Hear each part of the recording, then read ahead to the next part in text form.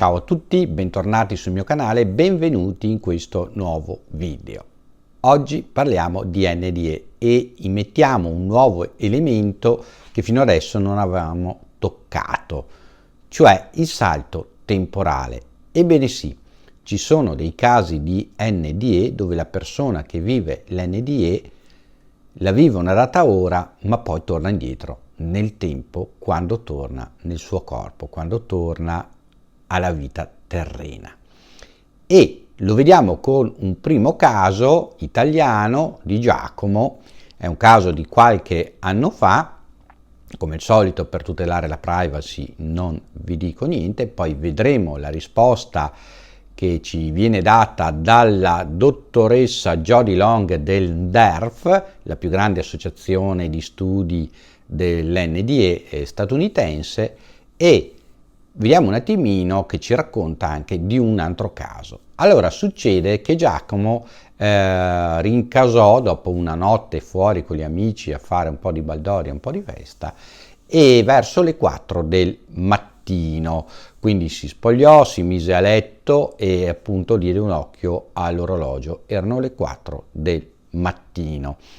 Mentre cercava di addormentarsi, questa è una cosa che abbiamo sentito in alcuni casi di NDE, quindi prima di morire si sente uno scampanellio o un rumore ferroso molto fastidioso, iniziò a sentire nella testa un rumore di treno che piano piano si avvicinava, divenendo sempre più forte.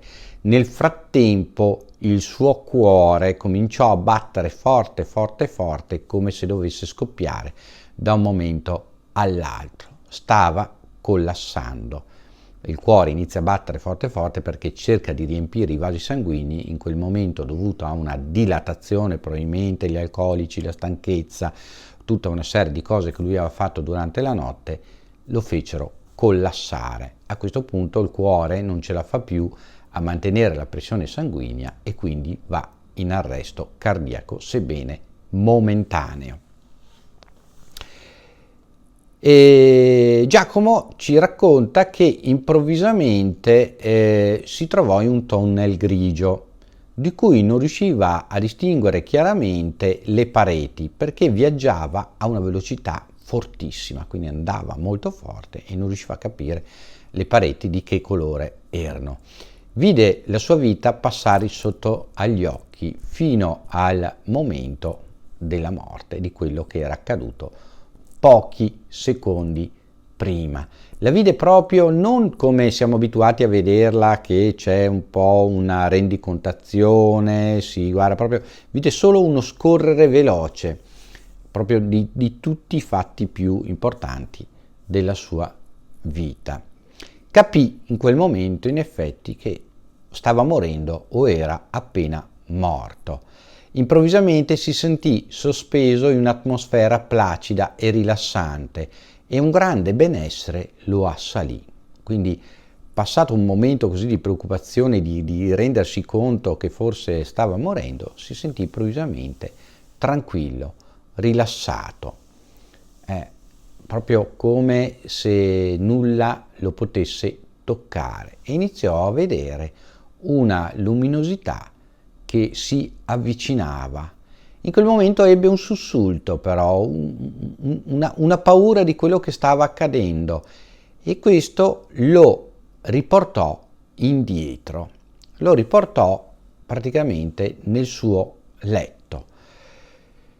Aprì gli occhi, il cuore batteva ancora fortemente, era mandido di sudore, quindi quando si collassa c'è questa fuoriuscita di liquidi, ma cominciava a sentirsi riprendere e soprattutto non aveva più questo rumore di treno dentro le orecchie. Cercò di sollevarsi un pochino sulla schiena, mettersi in posizione seduta, guardò l'orologio che aveva sul comodino che segnava però le 1 di notte.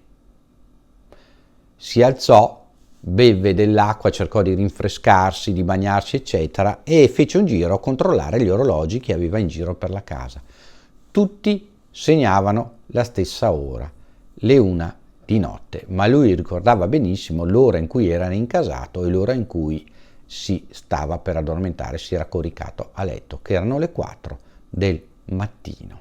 Quindi non riusciva a spiegarsi questo fatto che gli era successo. Un altro caso straordinario che ci racconta e ci introduce a questi sbalzi temporali durante l'esperienza NDE è il caso di Jack Norton. Jack Norton è un ragazzo di 32 anni, tossicodipendente statunitense.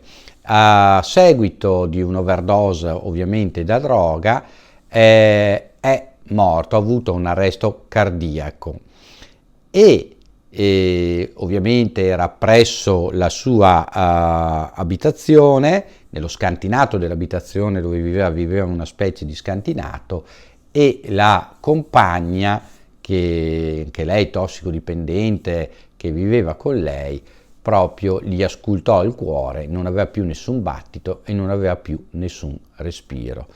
Non aveva più nessun battito e nessun respiro, per l'appunto. Quindi si alzò a fatica, perché anche la compagna era tossicodipendente, e cercò di uscire di casa per chiamare i mezzi di emergenza, sino che inciampò e rimase lì stesa, quasi svenuta.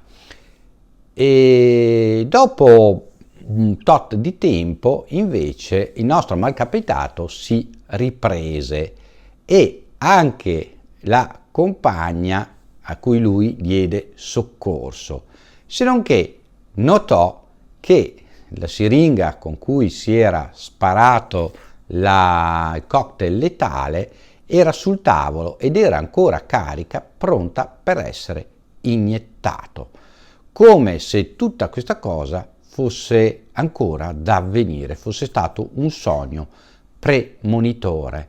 Quindi voi direte, era un tossicodipendente, ma lui proprio rimase talmente sconvolto da questa cosa che cominciò a disintossicarsi. Quindi questa è la situazione. Questi sono due racconti in cui c'è questa prima parvenza di sbalzo nel tempo di chi ha avuto un NDE. Vediamo cosa ci dice la dottoressa Joni Long. Ci dice che lei ha raccolto molte informazioni su questo tipo di NDE con salto temporale e tutto questo gli ritorna a un senso. Pensare che lo spirito o la coscienza, che dir si voglia, è multidimensionale, quindi bisogna pensare che questa cosa è multidimensionale, non vive in una dimensione sola. Il corpo invece è tridimensionale. Teoricamente un'entità multidimensionale può accedere a una realtà fatta di sole 3 dimensioni, in un infinito numero di posti e tempi, ed è un po' come avere in mano un mazzo di carte che si trovano su un piano di 2 dimensioni. Puoi tagliare il mazzo in qualsiasi punto mentre poggi le dita su un altro punto, qualsiasi su una o più carte contemporaneamente. Ma detta in soldoni in maniera più semplice, questa è una teoria che è stata utilizzata anche per i miracoli di Gesù, la nostra esistenza si espande su più livelli. Quindi può essere che se noi ci spostiamo per un momento o riusciamo ad attivare uno degli altri livelli, ci troviamo in un tempo prima o in un tempo dopo. Qualcuno riteneva che Gesù riuscisse a guarire le persone semplicemente facendoli spostare da un livello, da un piano di esistenza al piano di esistenza appena sovrapposto. Sarà questa la soluzione? Sarà questo veramente quello che accade quando durante l'NDE alcuni hanno questo sbalzo temporale? Ne parleremo sicuramente e approfondiremo in un'altra NDE. Scrivetemi qua sotto nei commenti se non avevate mai sentito parlare di NDE col salto temporale e cosa ne pensate. Iscrivetevi al canale, mettete il like, condividete i video sui vostri social, supportatemi come potete. A tutti voi un caro saluto, ci vediamo in un prossimo video. Ciao a tutti da Armanno. Ciao!